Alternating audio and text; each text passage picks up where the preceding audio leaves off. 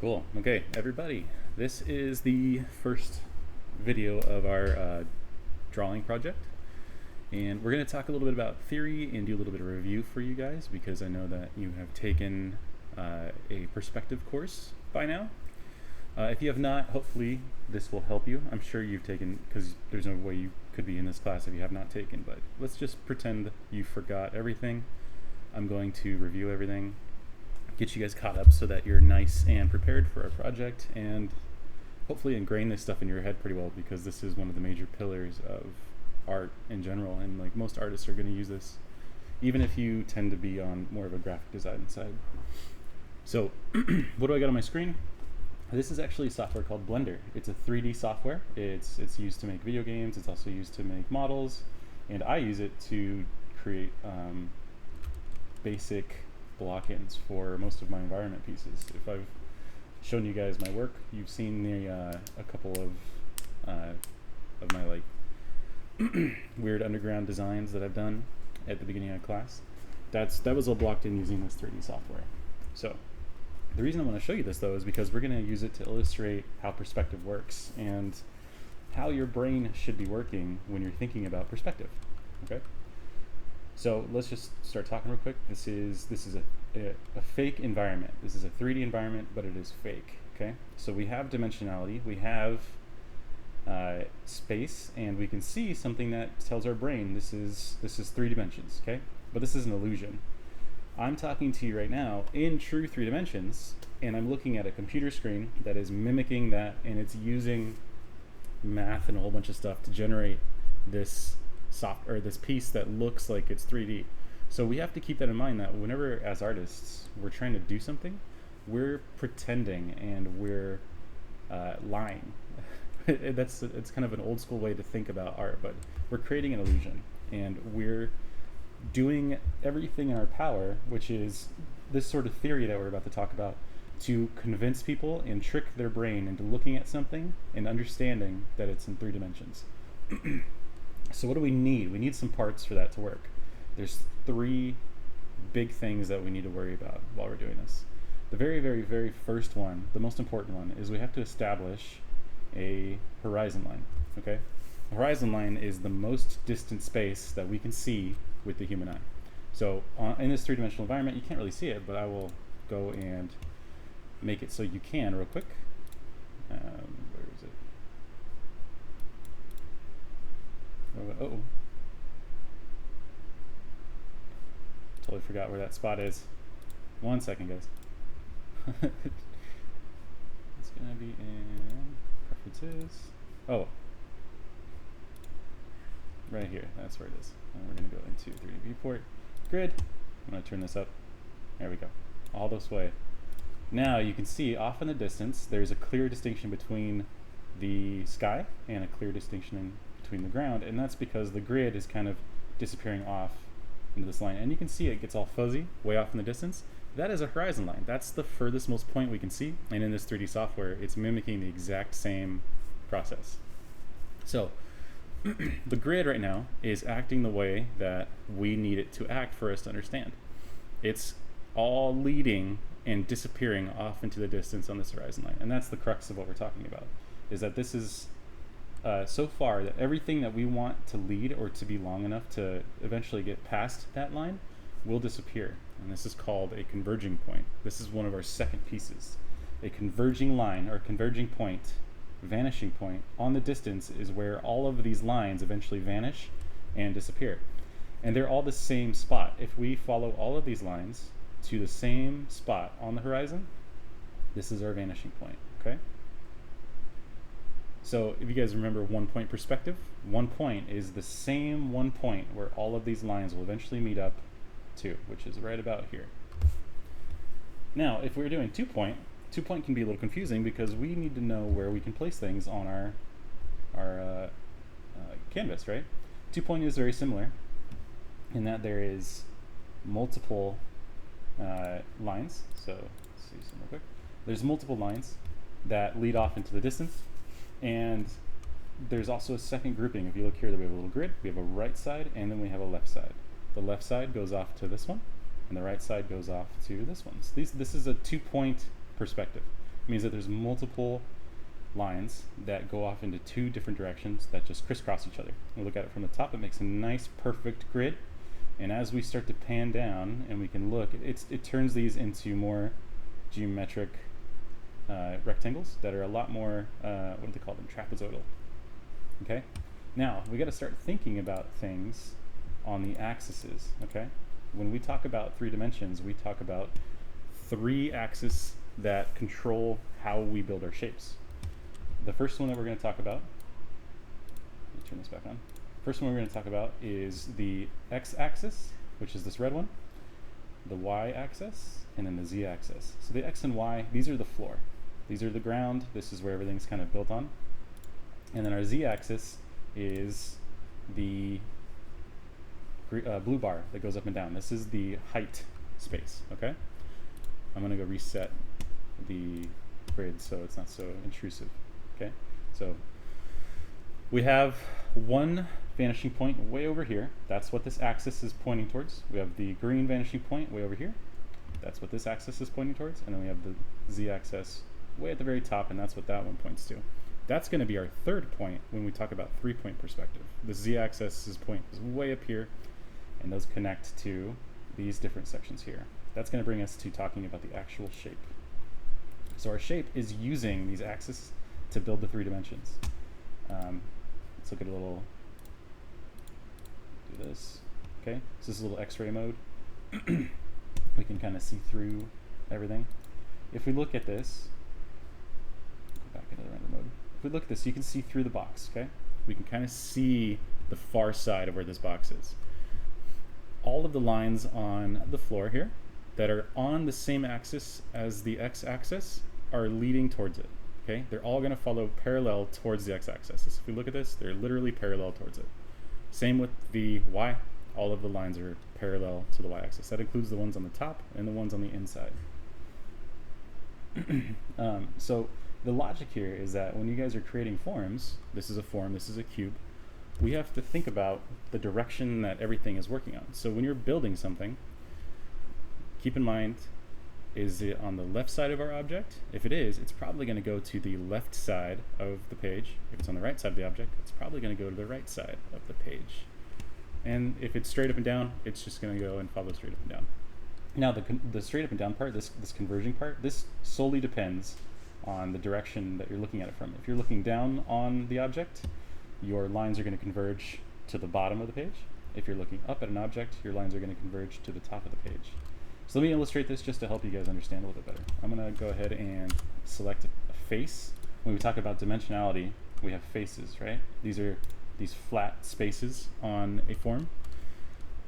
If I was to extend this out as far as I can go, you guys will see that it just infinitely goes off into space, and it just can keep going. We can take it forever.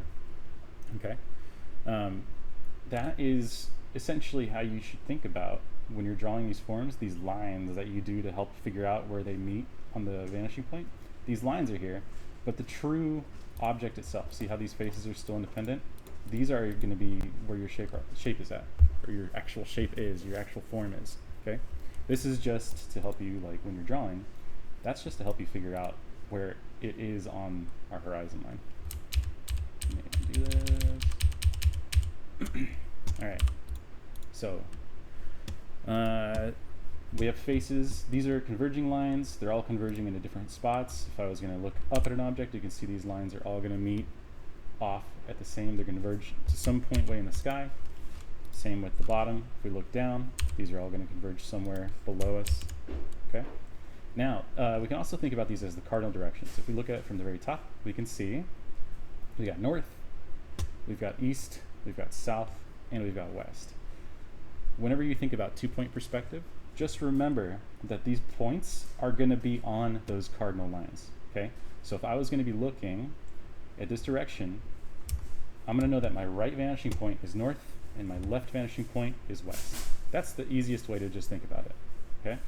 And at all times, if you were to look around yourself, anytime you see north, south, east, and west, those are going to be your vanishing points, okay? And of course, let's say you're standing right here. This is you standing. The z-axis point is going to be directly above you, and the y-axis point is going to be directly below you. Now, if we're in a three-dimensional space, we can't truly understand that drawing something on an illusionary surface we can't translate that too well, right? Because you can't make 3D on a two-dimensional surface. You have to use some tricks to kind of figure that out. And we use something called lensing, because lensing is a term that we use in like film, and of course obviously in drawing and painting and stuff like that. It's how close and how far these vanishing points are away from each other. So I'm going to go, and I have a camera here. I'm going to go into a camera view just so that we can start to talk about it. So this is what our camera is. This is our frame, all right? And this is our object in our camera space. This is mimicking the human eye right now. If we look over here, I have a focal length, okay? And this says 22 millimeters. Now, if you guys are familiar with photography or video, this is going to make some sense to you. But if not, when you guys see a camera, anytime you use a camera, you're going to look through a lens, and that lens is going to be built on a focal length millimeter line, okay? So there's some really common ones. 22 millimeters, that's the human eye. That's exactly how we see things, approximately, actually, not exactly. If we go to 16, this is going to be more fisheye lens, okay? Anything less than that is even more fisheye, okay? And then finally, our other more common ones, this is the kind of stuff you see in like wildlife things. This is a 200 millimeter lens. You can see how close the object can get. So the higher the number, the closer we're going to see the object. But if you look at our vanishing points and our objects, they haven't really changed. The vanishing points are the same. However, how close they are to each other in the frame changes, okay? So let's go all the way to like 10 millimeters. If we look at the vanishing point right here, see how it's on the frame? Same with this one here. This vanishing point is basically on the frame right about here. So the lower the lens, the closer they are into your frame. What we don't want to do is draw a drawing with our focal point or vanishing points on our paper. This is our frame, our paper essentially, because what this does is it causes and forces fisheye, and then things get distorted. So if I was going to move this guy, you can see how weird this object gets way over here. It's a weird shape, right? That does not look like an accurate depiction of a cube, okay? And then of course if you put something way off, not very far, but off in the distance, it gets so small, okay? We don't get a true accurate understanding of how objects are working. So we try to avoid using anything less than the 22 millimeters while we're doing art, because it makes the most sense to us.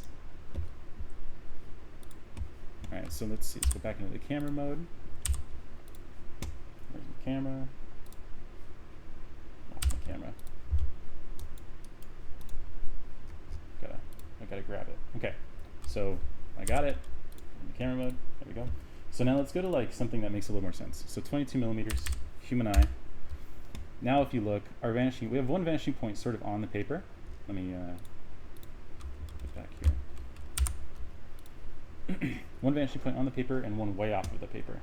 Another good lens to use, just to like help make things feel more cinematic, is a 32 millimeter lens. Now these vanishing points are way off of the paper, way off. In fact, if we were going to draw them, they were going to be somewhere crazy gnarly. Now let me push this down a little bit, and I'm going to rotate it on our. I'm going to free rotate on this side. Kind of look up a little bit. Okay, and I've kind of twisted it. The camera. Okay, so now you can see.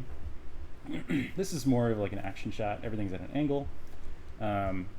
The vanishing points are totally way off the page, and if we zoom out and we can see beyond it, one vanishing point's way over here and one is way over here. That's how you should think about putting your vanishing points.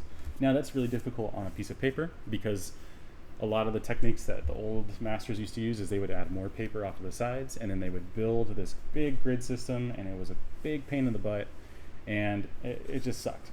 In Photoshop, we have a lot of cool shortcuts we can use, and I'm going to teach you guys how to do this so you can get something that replicates more of an accurate lens, an accurate way to depict what reality looks like. So that was Our horizon line axis faces the converging, and then now rotating forms.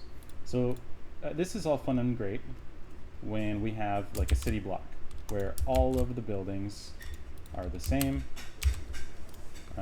where everything is nice and tall, and they're set up on a natural grid, and we all understand pretty quickly how this works. But let's say, like you can see this here, everything works right. All these lines converge off into the y-axis way over here. This bottom line goes there, this bottom line goes here. This all makes a lot of sense. But let's say we got a building that when we put it here, let's rotate it just a little bit, and then that doesn't fit on here at all. That's a completely, that line goes off into a completely different direction, right? Now you guys may be familiar with this, but essentially all it is that if we go back and we look at our horizon line,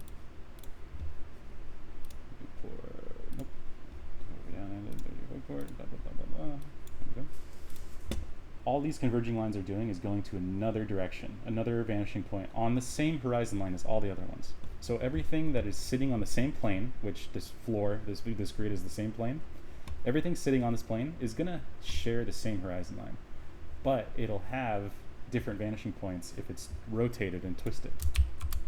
Okay, so let's go grab another one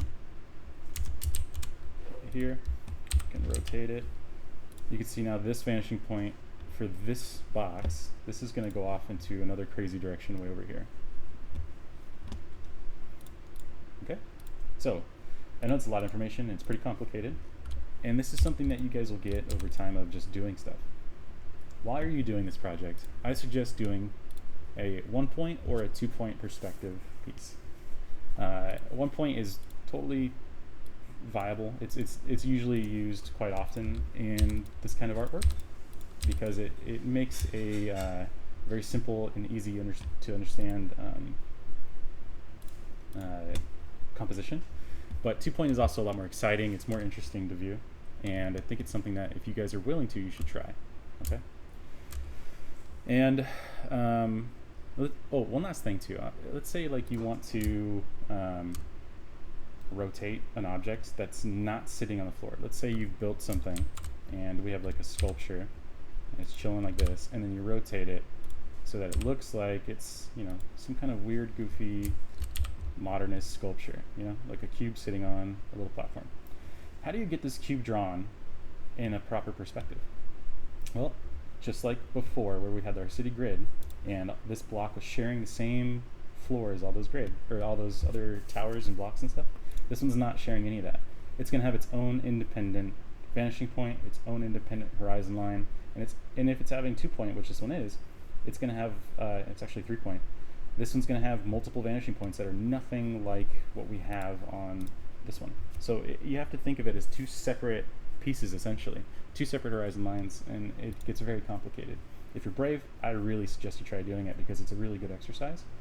But if you don't want to, try to avoid getting super overly complicated with your forms. Just try to do some tables and chairs.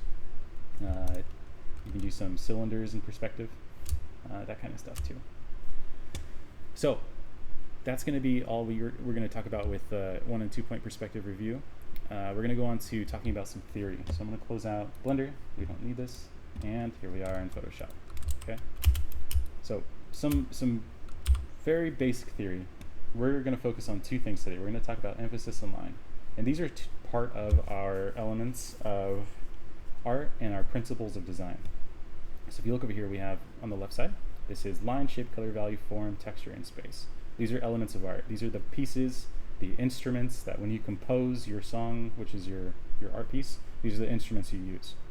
Over here are the principles of design. Okay, these are like the styles and techniques that the musicians use when they're developing sounds. Okay, so balance, contrast, emphasis, movement, pattern, rhythm, and unity. We're going to talk about line and we're going to talk about emphasis because these are the most basic and probably the most important parts of creating a piece. So first one, let's go to, I'm going to turn this off. Okay. Emphasis. So emphasis is important because when you guys are doing art, you're making art about something. I like to use the metaphor of like an essay. When you're writing an essay, you're not just putting words on a paper. You're not randomly going off in a direction and talking about whatever you want. There's a focus. There's a reason that you're writing. There's a reason that you want to talk about something. And in the end, your conclusion should have a purpose. When you're doing your art pieces, it should be the same thing. You should have a purpose. You should have something you're arting about. Okay? So that thing that you're arting about is your focal point. It's the main thing that you want everybody to look at. And it's the story or the driving point of what we're working on. So if we look over here, this is a really great example of a focal point. Do you see how easy it was to see this right here? And we have a nice little story. Everything here is really cohesive and it looks really good. But it was really easy to see this for one specific reason, and that's because it is the only thing on this entire piece that looks like this. Okay? Everything else has got a blue-gray sort of mid-tone. Even the red that's on here is very gray and arguably more gray than red. But if we look at this creature, there's a lot of very bright and saturated red colors on here. This is the only thing on this page that looks like this, and therefore is emphasized. That's an easy way to create emphasis. Make it the only thing on the page that looks like this. Let's go to this one. This is a little more complicated, but the emphasis is still easy to see. This is our focal point, and this is where our little character is going to lead eventually to and do something, whatever it is here. Now, this looks unique on this page, but all of the colors are the same as everything else, and the shapes are very similar to everything else too. The only thing that's very different on here is the value. It is so much brighter on this thing here than it is everywhere else. Even this little bright part in the corner is not as bright as this big piece over here. All right. It's also larger. It's kind of larger than most of the little shapes that we see here. It's one cohesive shape, except for this one. This is one big piece, but we can kind of count that out because it's just a large, dark 4-block.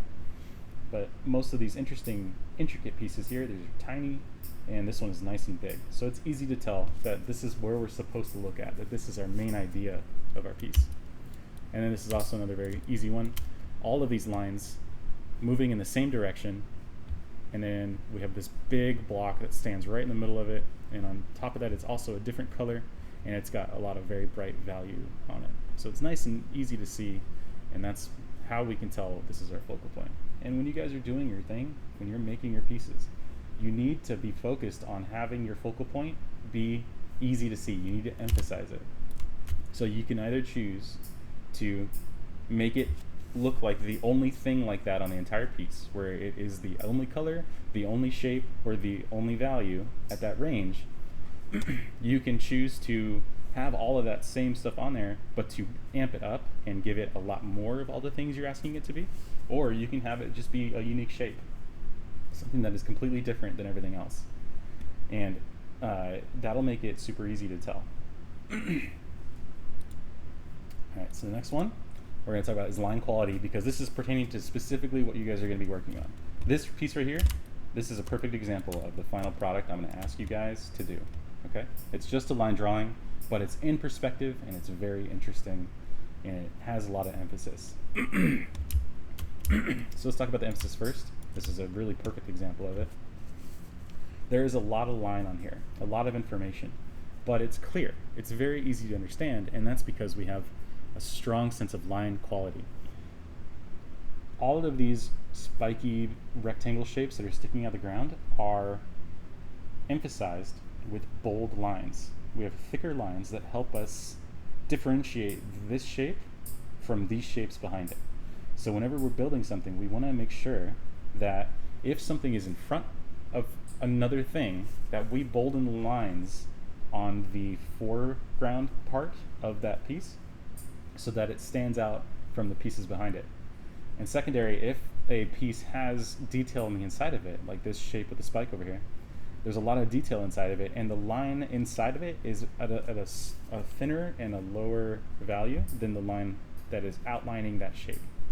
So lots of information, lots and lots and lots of similar lines and similar shapes, but it's clear because they've used bold lines to emphasize each shape that they wanted to make it stand out from the shapes behind it. So a good rule of thumb, if it's in the back, it is not as intense as the thing that's in front of it. There's another cool example of a much more clean and more geometric looking design. You can see here that there's still a lot of bold lines that they use to emphasize shapes, but you can see there's also a hierarchy of how bold things are. If we look at this character, the lines here are incredibly bold. They are more bold than the lines here, and the lines here, and even the lines kind of on here. And all of these lines are more bold than the lines way back here. You see how gray and tiny these lines in the very, very background are? That's a good way to get depth, a good way to show distance, and I want you guys to focus on using that when you're creating your piece. Lines for characters or objects that are very close to our camera are going to be bolder and thicker, and lines that are further away are going to be thinner, lighter, and lower value. And on this one here, there's a lot of detail. This is a very close, intimate space. There's a lot of fun things to look at here. There's a lot of interesting pieces. But if you look here, this is sort of our focal point, right? This is the most unique thing in this piece, and this is why I wanted to point this out. There's a story here. There's something going on, and the person made this piece for a reason, and they designed it this way for another reason, okay? So some sort of story element design here is being built, and so that's why the line quality here, and why it's centered sort of in the page, why all of this stuff is emphasized, okay? So the line is better, the shapes are more interesting in this area, and it doesn't compete with anything. You can see here, like, all of this stuff is really stacked close together, but if you look around here, there's not a lot of design. There's just a flat wall, there's a few little light details behind it, but nothing is actually next to it and fighting it for attention, except for maybe this, but this is all sort of a cohesive part. This is I count this all as like kind of the focal point. So when you guys are doing this, make sure that you follow your perspective grid, okay? We have a vanishing point somewhere along right here. If you guys follow all of the lines on the grid, they all go about here. And then our second vanishing point is way off the page, way off in the distance to the left side. This is a 1 point perspective vanishing, or technically this is 2 point, but this is a 1 point piece because it's centered on 1 point on the page. But keep in mind, if you do 1 point, there is always going to be a second point. These lines should not be flat because it'll look weird. So there's always going to be a converging grid somewhere off in the distance. All right? So that's the theory, that's the review, that's it. I'm going to have another video that's going to talk about the actual process, so keep an eye out for that. Thank you guys.